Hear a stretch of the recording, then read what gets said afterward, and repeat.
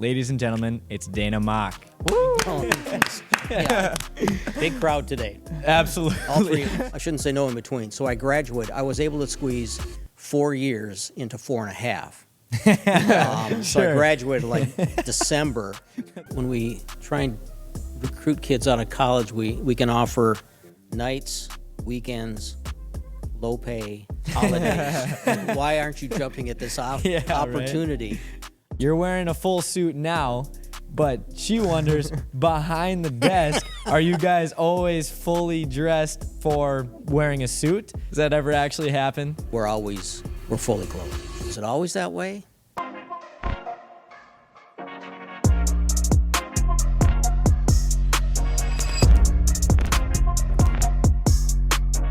Welcome back to the Beyond the Spotlight podcast, hosted by myself. My name is Jack. And I'm Aiden. Today we have Dana here with us. Welcome to the show, Dana. It's good to be here. Thank you for coming. Absolutely. As you guys can see, we're here in the WDAY News set room. This place looks absolutely amazing. Thank you for having us here today. And thank you to our sponsors, Giant Snacks, All Sagar Meats, Woods and Irons, and Digital Guru. Without you guys, we wouldn't be here today. Today's guest has been a trusted face in the Fargo-Moorhead area for over 4 decades, delivering news, sharing stories, and becoming a household name across the region. Ladies and gentlemen, it's Dana Mogck. Woo! Oh, thanks. Yeah. Big crowd today. Absolutely. All three of us. Those are your well-known highlights. Now let's get beyond the spotlight. How's it going today? It's good. Good. I've already got half a day in. Was at a ribbon cutting for Heather's house, a standalone hospice house in South Fargo. Hospice means a lot to me, so I never say no to them. Sure. So it was good. It's one of the good news stories. We don't always cover planes landing safely. Right, exactly. Where are you originally from? Fargo. You're from Fargo Born originally. and raised. Yeah, I think my mom and dad moved here about 2 months before I was born, but always North Dakota. Sure. My mom and dad grew up in Cullum, North Dakota, small town, 45 miles southwest of Jamestown. So I've always been in and around, my whole family's always been in and around North Dakota. So graduated here and then... Yep, graduated from Fargo South, went to Moorhead State, graduated from there, and got lucky and landed a job here. Yeah. Really? Pretty So much right out of away, there college. was no in between. No, not really. Well, I shouldn't say no in between. So I graduated. I was able to squeeze 4 years into 4.5. So I graduated like December, That's and pretty then good. June I was hired here. Sure. Okay. And is that what you went to school for? Not originally. No, originally to be an accountant. Okay. That didn't work out. Yeah. But my dad was a licensed public accountant, and it came easy to me. So when you did these Iowa basics tests in schools, Yep. they said, well, you're good at this, you're good at that. I was good at accounting. And then we had a teacher come into our accounting class and said, if you be a CPA, you can make $100,000, and you can. I go, okay, yeah, sign me up for that. And that lasted about 1.5 years, 2 years. Okay. And I watched my grades go from like A, B, C, and Yeah. I thought, I don't think I can balance somebody's checkbook for a living. Right. So, You might be good at it, but it doesn't mean you're interested in it. right. Yeah. I don't want to be bored. Yeah. I want to do something that's fun and something that's different every day. Sure. An accountant has this busy season around April where every day is tax. Here, we don't know what tomorrow is going to be like. Right. At all. I don't even know if I mentioned that. Like, what is your position here at WDAY? Anchor and producer. Anchor and producer. Yep. Okay, so now I want to go back. Sorry, I jumped forward, now I want to go back. So you graduated college. What did you switch to? What major did you switch It's called to? mass communications. Doesn't Okay. even exist anymore Sure. in the shape that it was in when I was in school. But I graduated in communications. Emphasis on television, I guess. Sure. And it worked out for me. So then what was your first position here then? My first position here was weekday sports reporter Yeah. and weekend anchor. And I did that from 83 to about 96, maybe. And then the guy who was here as sports director, Ed Schultz, left.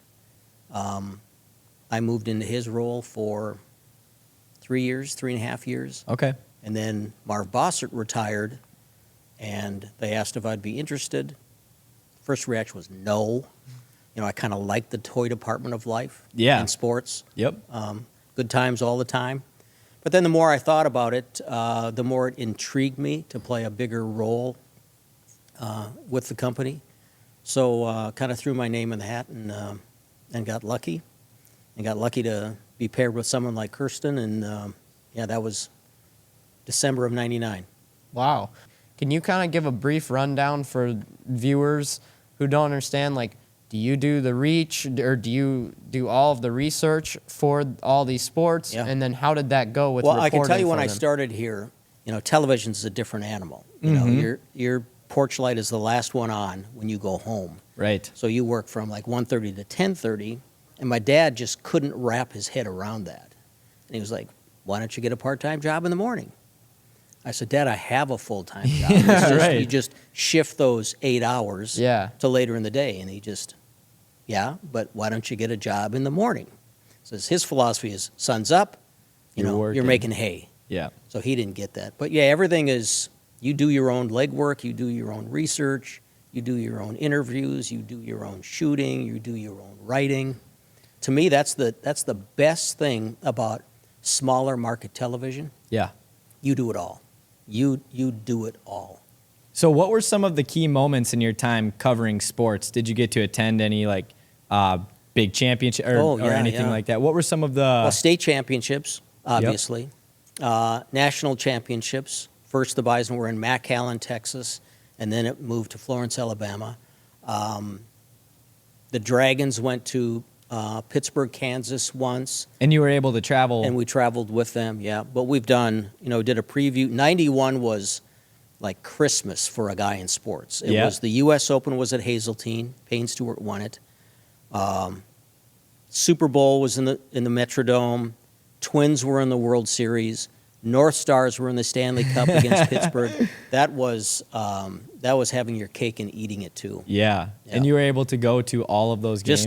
Just about all of them. Yep. Went down early for a preview at the U.S. Open. Was at the World Series, which my dad said you should be paying the company Right. to go to. Yeah. You shouldn't be paid to do that. Yeah. Baseball was huge in my family, and he couldn't believe that. And that was something else. That was one of the loudest athletic events I've ever been to.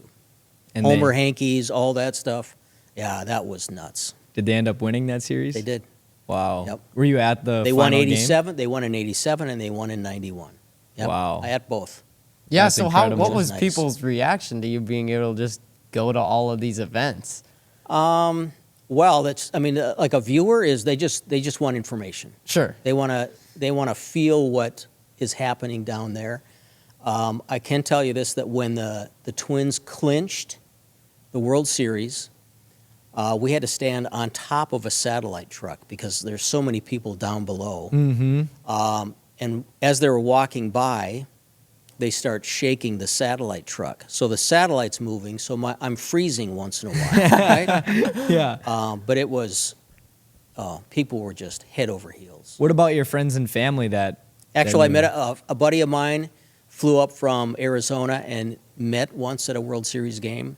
And one of my photog who was down with me, Brian Walls, per Minnesota guy, Minnesota all his life. And I always told him, we are neutral. We don't cheer for the other team. We're professional. And finally, like the last game, I said, Barn Dog, go ahead. Yeah. I said, if you want to cheer, you go ahead and cheer. That's awesome. Is there any other big moments that stick out to you throughout your time covering sports? I mean, that's a long time. I really, the stories I loved to do is the local, like the small town farm kid, walk on at a university to play football, baseball, basketball, and just, given no chance. And Yeah. they just overcome all odds to succeed at what they're doing. That's the Gray Zabels, the Cody Moukes. Yeah. So let's say you find can you take us through how do you even find, are you like looking at the high school like rosters and things like that? How, because you're the news. Yep. So you're the first people that hear it, because a lot of times if I'm hearing somebody, well, I hear it first from the news. So how does the news find it? So how did you find these people? And then you interviewed them, then do you write a script for what you're going to talk about? Kind of take us through the steps of how that works. You open your eyes and you open your ears. Always You know, a good reporter will not just look at something and go, oh, it's like, why is that happening? Or why is he doing that and that guy's not doing that? So we covered a high school hockey game years and years ago, and it was a north-south game, heated rivalry, and I'm just watching this one guy skate, and I said, his curve is illegal. I said, he's got a bend on that thing that is ridiculous. Yeah. He scores a goal, and I can see the opposing team, they're going to challenge it.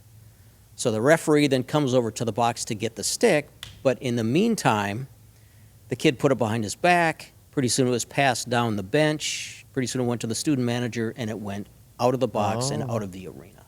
Wow. And You watched our that photographer, happen. I said, shoot all of that. Watch that. And that's because you're alert. You're watching. You know, and sometimes it helps to know a little bit about the game. But that was, we have a friend of ours driving to Moorhead State to teach. There were cones up at this one intersection in Moorhead, like 3 weeks in a row. He finally called the city and said, this cone's up. Why isn't anything being done? And it was like, something slipped through the cracks where they had like a work order to do that, but nobody got it. So that cone thing would have probably stayed there for months and months and months. Right. Had Kevin Wallivan not called and said, what's going on here? So that's Sure. kind of how you can Okay. find stories. It's just the dumbest luck sometimes, Yeah. how you find a story. So do people call into you quite Oh, often yeah. as well? Oh, gosh, yeah. Yeah. Yeah. In fact, you know, Kevin Wallivan has such a reputation. They'll call in and say, hey, can he do a story on, and normally it's a tragic story. It's, Yeah. you know, somebody with cancer or injured in an accident and he turns them into, you know, heartwarming, uplifting gems. Sure. That we like to have that balance, not just shootings and robberies, and we like to have an uplifting story somewhere in our newscast too. Interesting. What did the transition look like for you from being full-time reporting on sports to now being an anchor? It was a decision to make, and a person who helped me most was Marv Bossert. And I said, you know, I don't. First of all, you know, you don't want to be the guy to replace the legend. You want to be the guy to replace the guy who replaced the legend. So there's not that comparison. But Marv Bossert was very kind in saying, you're doing the same thing now. It's just in sports. What's important? Writing, writing, writing. Sure. He said, you're a good writer. You'll transition to news just fine. But I was nervous. And that was the guy before you, correct? That was the guy before me. Yeah, He'd been and- here more than 40 years. Yeah, and he was He very, very was my well known. first, Yep. So my you had first some big communi- shoes to fill. Yep. First communications teacher I had at Moorhead State. Okay. And he Wow. sold me on the business. Yeah. First of all, he was a professor that made it fun. Didn't make class a drag or anything like that. He made it enjoyable to go. Yeah. It wasn't easy. I mean, you had to show up, you had to write, and but he was kind of the hook. That got Zipper you into fishing it. that got me, and then I got to work with him for many years. And when I got here, I said, okay, who do I, you know, pattern myself after, or who do I look up to? Who could be Right. a mentor? And I went, Marv, Yeah. because he's been here 40 years. He's doing something right. Now you've been here 40 years. Yeah. How Yeah. does that feel? It feels like it's gone by in 4 years. Yeah. It seems like I just started. So, yeah, it's amazing how time flies. Yeah. But you have one guy retire from your anchor team, then everybody wants to know, like, who's next? Yeah. Sure. And I'm not. yet I'm not. Not yet. No. So you say news anchor. We have a lot of younger audience as well. So a lot of people don't listen to the news as much, or Yep. they just don't understand what that is. So can you give a rundown of what you do? I tell you what we do is we open the curtains or the window to your world, right? We're going to show you what's going on in our community. But what we do, Kirsten and me, is that we come in, we normally have a meeting and say, okay, these are all the stories we're doing today. Some will go to the 4, the 11, the 4, the 5, the 6, the 9, the 10, and then we start working. I would say 80% of our job is writing. Wow. Writing. So how much of the day are you on camera then? An hour from 6 to 7, and 35 minutes from 10 to 10:35. Okay, so the rest of the day. So that some people think that's my work day. Yeah. Like I work for 95 minutes a day and that's it. Yeah. But there's so much behind the scenes and so many people involved. Like just the 6 o'clock, 6 to 7 now, we've expanded to an hour. We have 4 to 5 people working on it. Not just anchoring, but producing. We have like Alex and Ben and sometimes Bryant and Kirsten and me. We all produce, we all write, and we try and talk to one another like, what do you think about this? Is that our lead, or should we put that in the B block? Yeah. There's a lot of throwing stuff at the wall and hope it sticks. How do you decide what goes at what time, and what's more popular of a time of day for the news? You know, the 10 o'clock used to be destination television. Like mom and dad had a day under their belt, the kids were in bed, and they could sit down and watch a newscast. But, you know, nowadays people are so busy. And I'll be honest, our biggest competition is the phone. Mm-hmm. And people are probably watching our newscast with a phone in their hand. So Right. there's so many different ways you can reach people now. So it used to be like if you had a big pie, and a big chunk of it used to be television news. Well, that pie is now getting sliced smaller and smaller and smaller and smaller. Social media, cable TV, streaming, you know, all these different things. That it's a challenge to get people to watch. But I interviewed Peter Jennings years ago down in the Twin Cities, and he said, look at the statistics, that when there is a crisis, like be it 9/11 or a shooting here in Fargo, what do people do? Go to the news. They run to the television. Yep. So we hang our hat on that. Yeah. So you have these big national news teams like CNN, who leans more to the left, or Fox News that leans more to the right. Obviously, you're more on a local level, but how do you try and keep your bias? Let's Stay say you have a neutral? bias. Yeah. How do you stay neutral the whole time, so that everyone can watch and not have a bias one way, if that makes sense? Whatever you carry in your life, you leave it at the back door when you come into the building. Yeah. And our goal is to, if we're telling this side of the story, we've got to call and get that side of the story.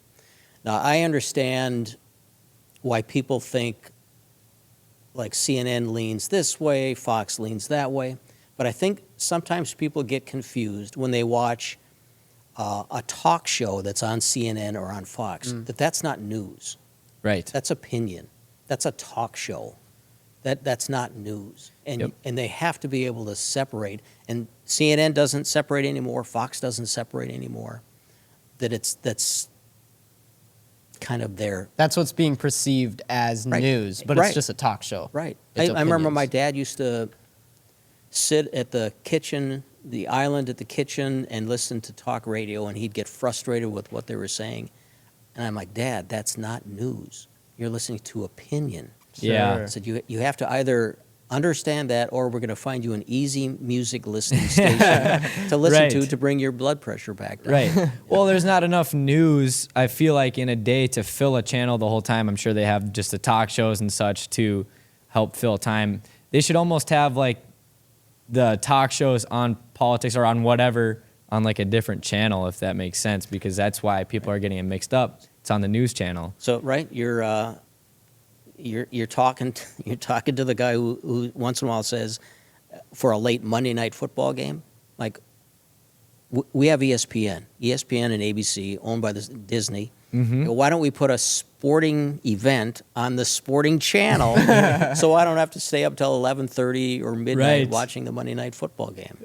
Huge thank you to Giant Snacks for sponsoring this week's episode. From sunflower seeds, pistachios, pumpkin seeds, and cashews, Giants has all the great snacks you need. Check out some of the great flavors that they offer, from sweet Thai chili all the way to their newest flavor, Taco Tuesday. Seriously, guys, it is the best. There's a reason why they're in every MLB dugout. It's available online or in stores near you. Go check out their taco flavor. Thank you again, Giant Snacks, for being our main sponsor. Let's get back to the podcast. Brushmark Signs is a family-owned and operated business out of Detroit Lakes, Minnesota. Their designers can create logos, banners, indoor or outdoor signs, Digital message boards, decals, and apparel. as well as promotional items, window tinting, and more. Guys, they literally do it all. They even ship nationwide. Give them a call at 218-847-3599. or visit brushmarksigns.com. Thank you, Brushmarks. But Sure. So it okay. goes. So I kind of want to get into when you're live. So when you are you reading a teleprompter or do you not anymore? And are you writing those scripts yourself? well, first we'll start in the studio.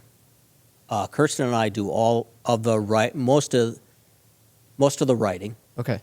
We will take reporters' stories, proof them, and make sure they're written correctly, not just grammar, but accuracy. And then we try and make it flow.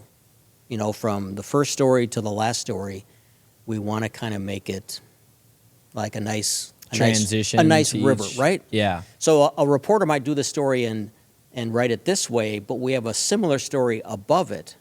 So then we have to kind of tweak that lead. And, Sure. but now when we're live out in the field, then a lot of that is, I wouldn't say we wing it, but they have a script. Maybe it's memorized, unless it's a breaking news event. And I told you guys about the riots in downtown Fargo. That Kirsten and I sat on the set over there from like 9:30, 9:40 until midnight. No scripts, no nothing. We just talked about what was going on. We had a handful of reporters downtown. And and how do you prepare for that? You prepare for that every day of your life. Like you're walking downtown, you make notes of things like, oh, that restaurant is here and they've changed this. So you're kind of always preparing, you're always reading, be it a newspaper or something online, just to fill your brain with information that you hope you never use, maybe. Yeah. But if you need it, it's there. So speaking on like being live, and we're at the set right now seeing where you guys are usually at. Do you have any bloopers ever? Oh my gosh, Have you yes. made any like you see the blooper reels on TikTok and Facebook all the time? Have you ever had one like really bad that was just hilarious? Thankfully, we've been okay, but I did slip up once, and I didn't say flu shots.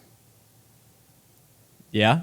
I said something else, and all it was karma, because we had a reporter inadvertently not say shots, said something else, and I mentioned it like a commercial break, and it must have planted a seed in my brain. Yeah. And I said it, and holy smokes. Just red in the face. Just red in the face, and you start sweating, and Yeah. oh, you feel so bad. And we had a sports anchor once that was talking about a pitching matchup. Oh, yep. Pitching didn't quite come out right, and he got so flustered. Oh, man. And I giggled once through a sportscast back in the day over something stupid, but I just got the giggles. And you find out how many people are watching, like the next day or 2 or 3, because they'll all want to come up and say, what was so funny? Right. And then you sure. tell them, it's like, well, that's not funny. I Yeah. go, you're right, but it just kind of, In the moment. It hit I mean, you're a human too. You Right? Right. Sometimes people don't really think about that. I know. And like, I mean, it's got to be tough.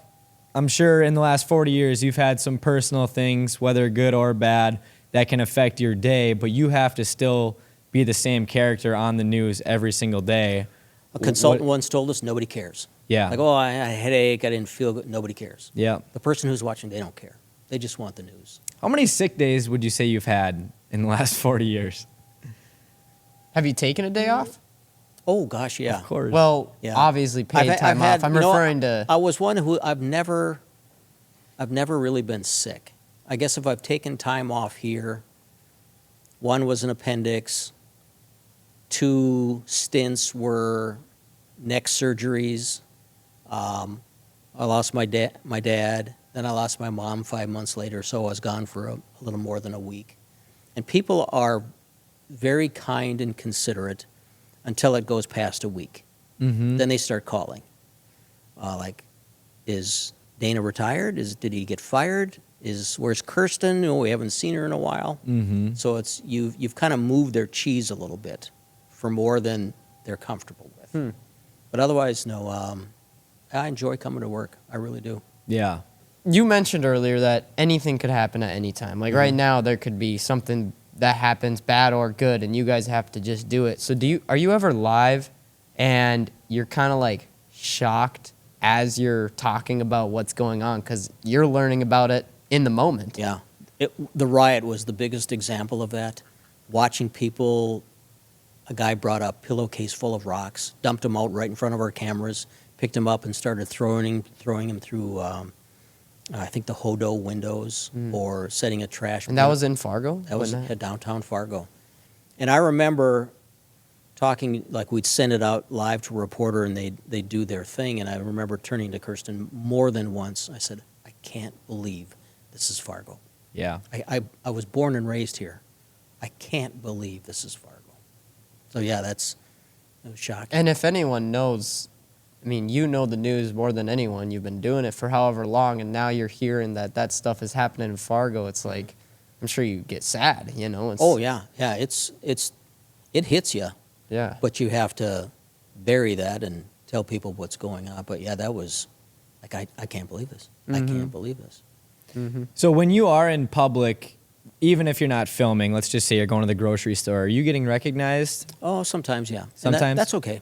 How many times, like, let's say you go to the grocery store, is it happening every time or maybe once every few times you go? Or you know what I mean? Probably once every few times. I don't think it's never a bother. Yeah. Like people came up to me at the hospice event today and talked to me, and they feel like they know you. Yeah. You're right. And I feel right. like I should accommodate that because they invite me into their living room every day at 6 and 10. Yep. So I kind of feel like that's okay. But like my buddy once said, when do you work? I said, I work all the time. Mm-hmm. Even if it's a Saturday and I'm, at Home Depot or Family Fair or Hornbachers, I'm always working. Right. People come up and want to say hi. Yep, that's fine. Even with a baseball hat and sweats on, they still want to chat, and I'm good with that. It's a very interesting idea, especially for a lot of YouTubers, people who are watched every day.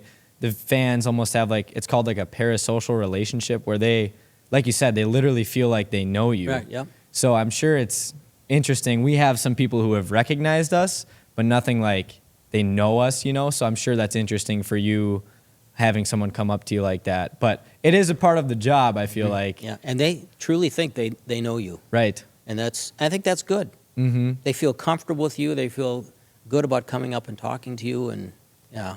We've heard some of the opposite opinion as well. So it's cool to see that you're on the optimistic side of it. We get emails and calls too about how we cover something, and Sure. we didn't quite do it right. Oh, sure. And we think we've succeeded when we make both sides of the issue mad. Sure. Okay, say a Republican calls and a Democrat calls, they're both mad at the same thing. Okay, we succeeded. We did that one right. And it's many times it's just people hear what they want to hear. Right. Yeah. And then maybe they start talking after, and you're saying the other side, and they're not listening. Or it's one of those, it's like the phone game, a friend of a friend of a friend told me this. Yeah. And they lose something in the translation every time the story gets told. Wow. So you went there today, but is that a common thing where you're still kind of going out physically to these places? Or are you more back here waiting for the reporters to come back to you with More often than not, Kirsten and I are probably in-house. Okay. We will still go out and do things. We used to, do some newscasts live.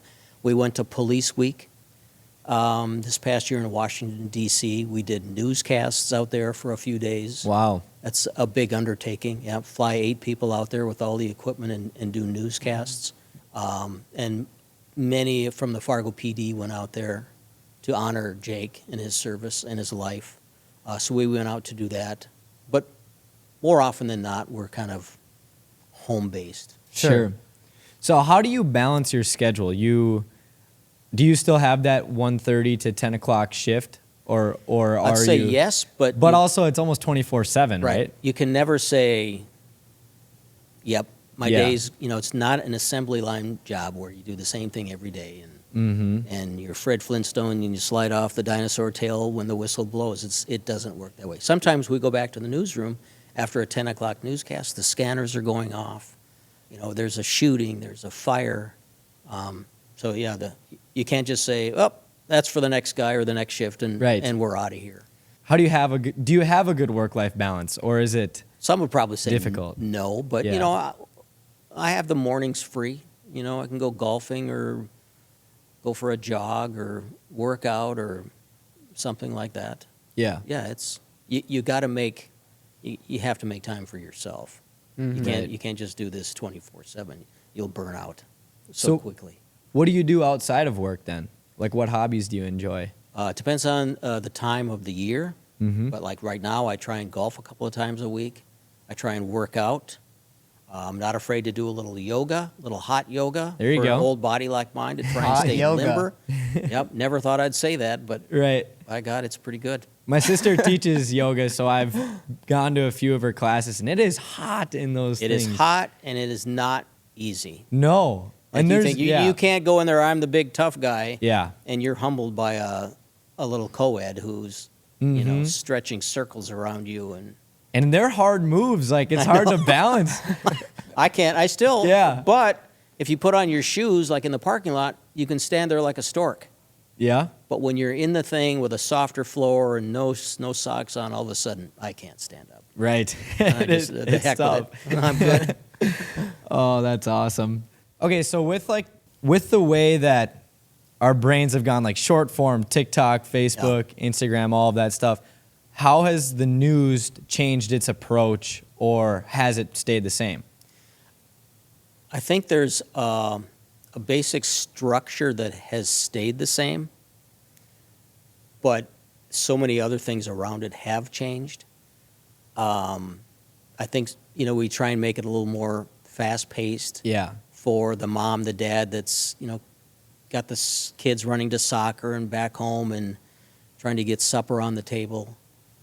You kind of have to keep it moving a little bit. The physical part of the business has changed. When I first started going out on stories, you would be loaded down with 40, 50, 60 pounds of equipment. And you had like a light belt that looked like it was a WWE championship belt. It was just, Yeah. it was huge. And nowadays, everything is, a couple of pounds here, a couple of pounds there, and you can bring your story in from the car, and it's the size of a postage stamp. It's an Yeah. SD card. Yeah. Or you can go live anywhere in the world with the click of a button, where we used to have $1 million satellite truck, and we'd have to drive that thing somewhere, and it gets 8 miles to the gallon. Right. So that part has changed, the technology has changed, but I don't think what can ever change is the heart of an anchor, a reporter, a photographer that they put into a story. I don't think you can ever replace that aspect of television.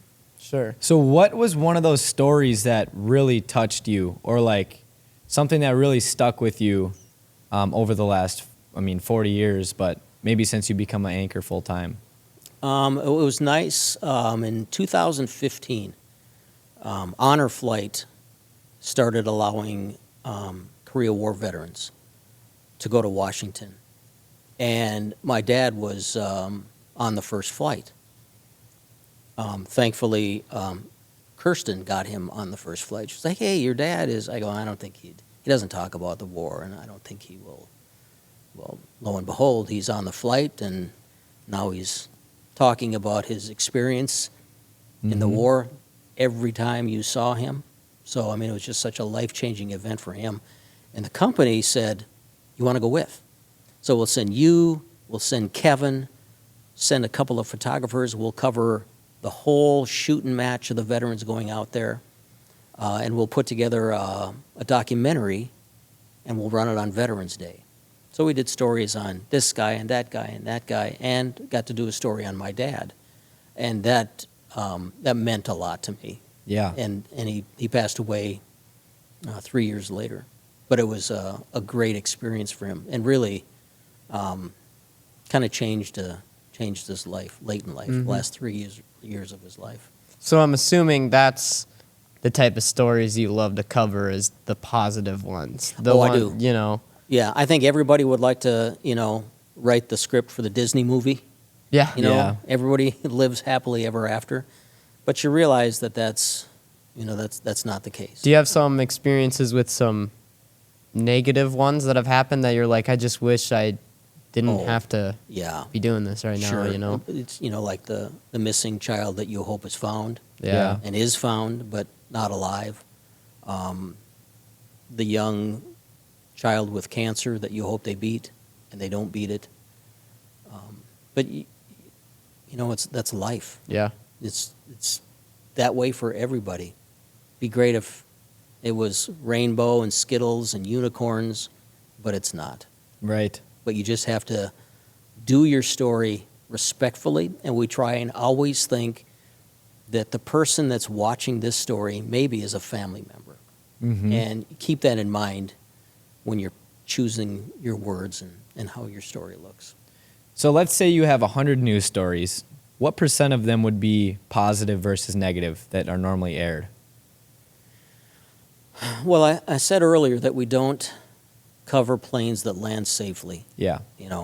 And some people, there have been stations who have tried, we're the good news station. Mhm. We're just going to have nothing but happy stories, and their ratings just tank. Yeah.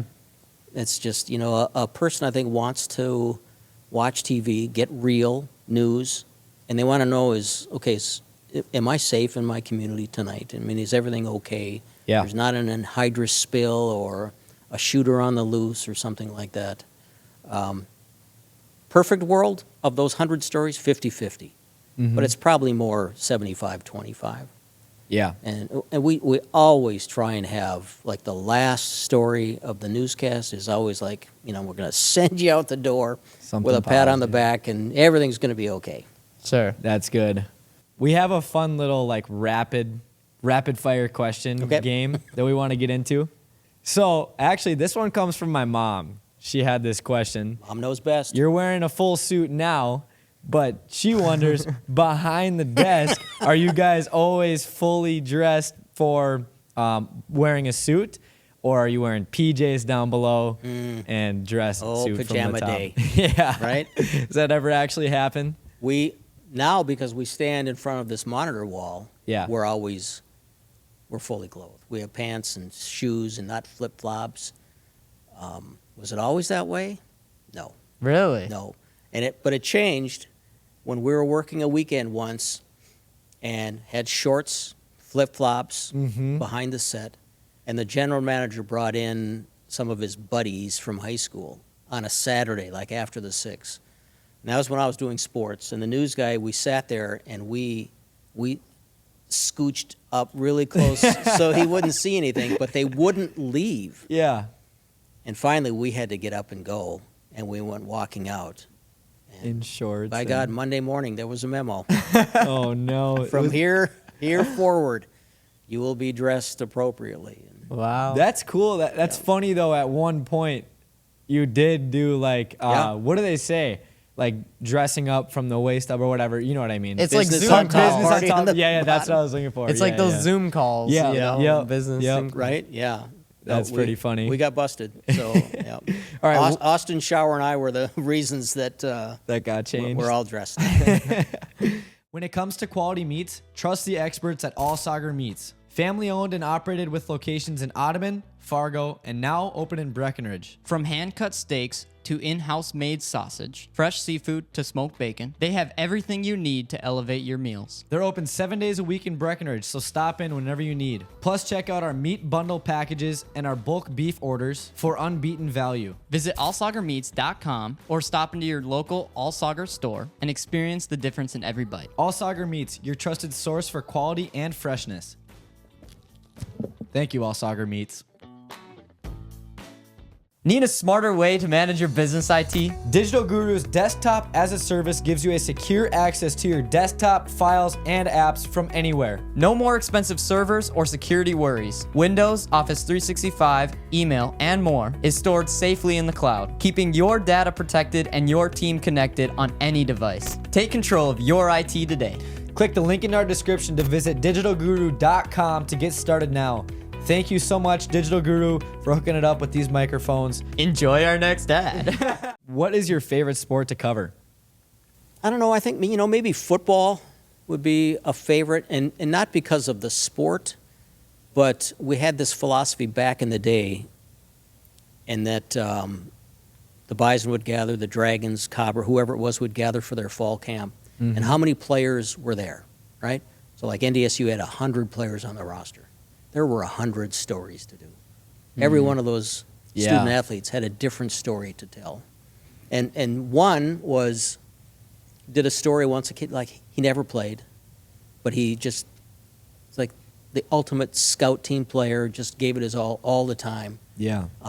He's from Sherwood, North Dakota. His father had died in a tragic like oil refinery fire or something like that. And I just told the coach once, found out about the kid, and I told Rocky Hager, I said, I'd like to do a story, and he goes, thank you. Nice.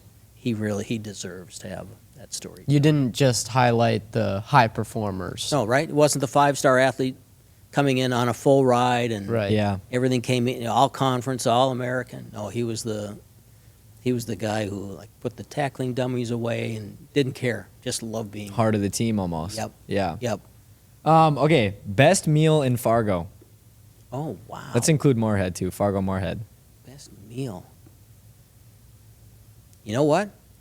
It's going to be a recent one. A buddy of mine came up from Arizona, and we went for steaks at Porter Creek. Oh, yep. And maybe it was good because he bought. That always makes it better. It was Yeah. really good. Yeah. Oh, Nothing like a man. good steak. Absolutely. Who do you think is the most iconic North Dakota athlete? Roger Maris. Roger Maris. That's a good answer. I'm old enough. I interviewed him.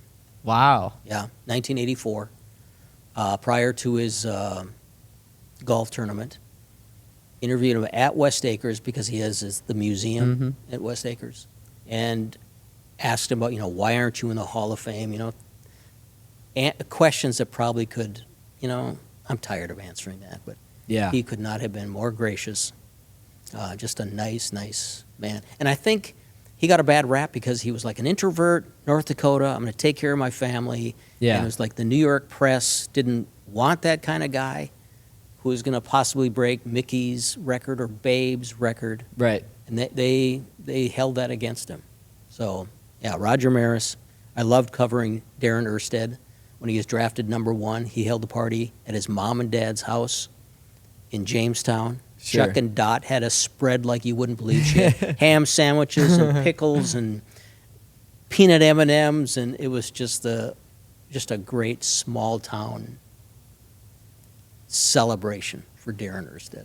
So I didn't know much about Roger Maris, but I know of like the cancer center that was named after him. Brought my grandma there quite a few times. Why is that named after him? Did he have cancer? He died of cancer. He did. Okay. Yep, he died of cancer. Gotcha. And I think he got to do one golf tournament, and I think he died Wow. shortly after that. Yeah, but the first tournament, it was like who's who in baseball. Mickey Mantle, Billy Martin, Whitey Herzog, these just huge names in baseball all came to Fargo. Wow. It's because of, total respect for Roger Maris. One story you'd love to cover again. Oh, the honor flight. Yeah. Yeah. That's a good one. I would, I'd probably shirk my duties a little more and just hang out with my dad. Yeah. But yeah, I'd do that one over again on New Year's 2nd. Seems One like of the great stories we did was 1984, the Bison in the national championship, and it was like, I don't know, like 14-13 or something. Time was running out. And Troy State of Alabama, it looks like the clock is just going to hit 0. But they get their offense off the field. They run the kicking team back on. It's like a 50-plus field goal. Ted Clem, I think was his name. And I'm standing under the goalposts, and he kicks it. And I watched the ball go right through the end zone. I went, okay, I'm not prepared for these types of stories. The whole like third quarter, fourth quarter, I'm thinking of another national championship, and all of a sudden that ball went through the uprights. I went, uh-oh, now what do we do? Yeah. But it turned out to be a great storyline. Just a great storyline. And the head coach at the time, Don Morton, couldn't have had a better post-game speech. It was like, it's the risk you take when you get involved in athletics. I do want to ask, your dad has been brought up a few times in this interview. How influential was he in the person that you are today, and what does he mean to you? Oh, I have a little bit of my dad. I have a little bit of my mom. He was very influential. Disciplinarian. Sometimes, fear of God was put into you when he just raised his voice. But then, later in your relationship with your parents change. It's always mom, dad, child, and then all of a sudden it just kind of balances out a little bit. And then at the end, then you are parenting them, saying, Yeah. Mom, you can't drive anymore, or we have to take you to the emergency room, or we have to call hospice. But no, he's a big part of, I think, my work ethic. Yeah. He worked. He'd come in the bedroom at 7 a.m. Come on, boys, let's get up. I got, Dad, there's nothing to do. There's nothing to do. We'll dig a hole in the backyard. We'll fill it back in again. Get up. Yeah.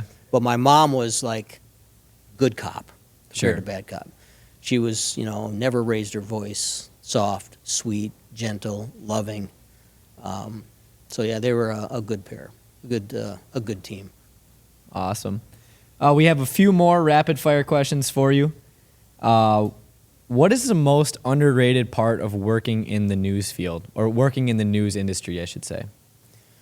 Most underrated part? Well, we always joke when we try and recruit kids out of college, we can offer nights, weekends, low pay, holidays. Why aren't you jumping at this opportunity? Right? I think the real boost comes from the stories that you do and the reactions that you can get from people, right? Yeah, the impact. Right. Yeah. And I mean, you've got to be a really, really good print writer to touch people emotionally. But I think in television, it's a little easier because you're seeing faces and maybe seeing the hearts of people as they struggle to deal with something. And I think that's a great plus in this business. Yeah. And that you can really impact lives. Who is your favorite co-anchor? Well, Kirsten Keeley. It's like the only one I've ever had. But she's only propped me up now for 25 years. Wow. So we had like this little anchor off back in the day to replace Marv.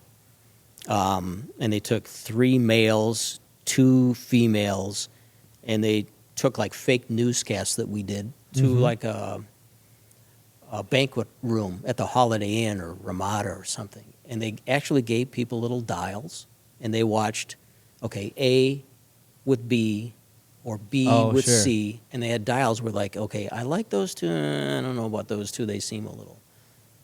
And I wouldn't have taken the news job had Kirsten not gotten the co-anchor job. Because I knew her standards, her work ethic. Your chemistry, I'm sure. Chemistry, heart, passion that she has for stories. There's a lot more that goes into it than a guy would think. Yeah. Yep. There's so many. I mean, we're sitting here and there's so much behind the scenes between the amount of employees that we've already met that are behind the scenes that don't share the spotlight at all. This is one of the biggest teams that you'll ever be on. And everybody has to do their job correctly for the 6 o'clock, the 4 o'clock, the 5 o'clock, the 9 o'clock, for all those shows. And even people behind the scenes pushing buttons. You don't see them, and you never hear about them, and they're vital to what a newscast looks like. And I think when you get along, when you're friends, when you have respect for one another, I think that, I'm biased, but I think it shows on the air. So what's on your TV when you're not watching the news? I would say probably a sporting event is on. Golf is on quite a bit. But I'm finding as I age, I'm not able to sit down and watch an entire event. Yeah. I have to be moving. I have to do something like, okay, I'll watch the first couple of holes of this golf tournament. I don't want to go mow. Sure. I want to go mow the lawn. mowing is like right underneath anchoring and producing. Sure. Just love to mow. I don't know what it is. You Yeah, must have yeah. a nice lawn then.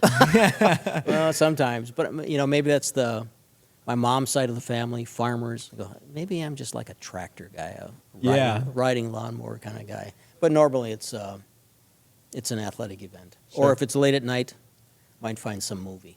Yeah, Sure. so how does we haven't really talked much. I'm assuming you have a wife. Do you have a wife? Yeah, Okay.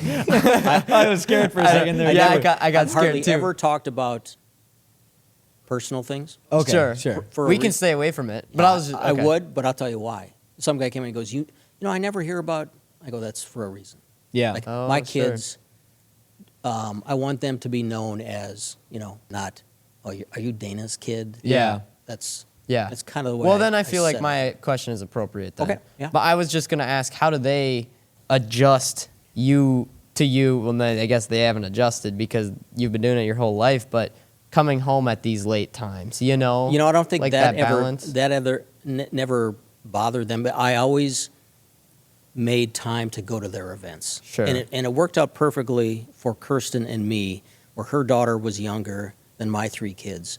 So by the time I got through hey, I got to go to Devil's Lake for a hockey game tonight, or a soccer match at Davies, and I'm not going to be back until 9:30, that she held down the fort here, and then when it was her daughter's turn, my kids were done with it. So I'm like, yep, you go do Sure. whatever you got to do. a good balance. So it worked out that way. But, as far as having a dad on TV, my kids could care less. Sure. Really? Yeah, they don't. You don't think it's cool at all or No, anything? one time, like, I was noticed in public, Yeah. and I'm like, a daughter was like, that's kind of cool. Does that happen a lot? Well, here and there, but it's not that big a deal. Sure. What advice would you have for somebody who wants to have a position like what you have at WDAY? Some younger kid. Get your foot in the door first and foremost. Like, if you're going to be a CPA, you pay a due by taking the CPA exam. You're going to be a doctor, you're going to med school, Mm-hmm. and you're going to be schooling for 8 years. That's where you pay your dues. In television, you pay your dues once you get in the building. Yeah. Then it's nights and weekends and holidays, and you work your way up. The bad thing over the last 20 years at DAY was if somebody came into news and wanted to anchor, they had 2 people, Kirsten and me, who were here, established, and not going anywhere. Mhm. Like, okay, here's the ceiling, and that's never going to change while I'm here. Yeah. We had one of our weather guys, John Wheeler retired, Jesse Ricka became the chief meteorologist, and he's a young guy, 2-3 years out of college, and he realized that I'm limited here. So he took a job at the Rapid Cities TV station that we just bought, so now he's the chief meteorologist there. Sure. So he had to be mobile to reach his end goal. But yeah, once you get your foot in the door, that's when you start making hay, and Sure. you do your best every day, have a good attitude, and you never know when someone's going to move on. You just never know. You've been working here for over 40 years, Mhm. and you have the highest position within what you're doing. You're anchoring, right? So why not go somewhere else? You've always enjoyed it here? You like the smaller town? You like covering Fargo? Why not go to somewhere like Minneapolis or a bigger station? Yes, yes, and yes. I like Fargo. WDAY. So I don't know if you've watched any television industry stories over the last few years. People are cutting back. Some stations are getting rid of like a weather department, and they're picking it up from another station 100 miles away. And you look at WDAY over the last few years, we added a 4 o'clock, we added a 9 o'clock, we added an 11 o'clock, we added a half hour to the 6. We bought a TV station in Sioux Falls, we bought a TV station in Rapid City. This company doesn't believe in shrinking. This company wants to keep growing. Mm-hmm. That is enticing. And the fact that I get to write. I get to produce. I can make a graphic for the monitor wall if I want to, although Kirsten's better at it. Sure. You know, if you move up, you do it's really stupid. You move up to like the Twin Cities, you make more money, but you do less. Sure. So like you're only reading things. Somebody else is producing them. That would be boring to me. I would be bored stiff.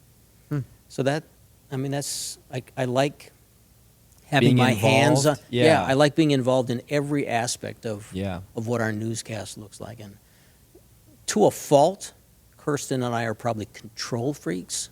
Like we really, like, we want to do this. Yeah. But I think it's what we both enjoy, and we're going to keep doing it. Yeah, For a that's while. awesome. Well, we just want to thank you for letting us come out here. This was really cool, seeing kind of some of the behind the scenes stuff of what we see on the TV, you know. Yeah. And we learned a lot about you, and yeah, so it was awesome. Thank you. Pleasure. Thanks for having you. Awesome. Well, thank you guys for watching the Beyond the Spotlight podcast. One thing that we do at the end of the show is give you a bag of those giant snacks right there so you can take those seeds. That's a new taco flavor. Thank you again, Uh-oh. Giants. Well, as an old baseball player, I look forward to it. Awesome. You'll have to let us know. It's a new flavor. You'll have to let us know what you Okay, think. I will. So make sure you guys subscribe, like, and comment, and we'll see you guys next Monday at 6 p.m. Peace. Peace.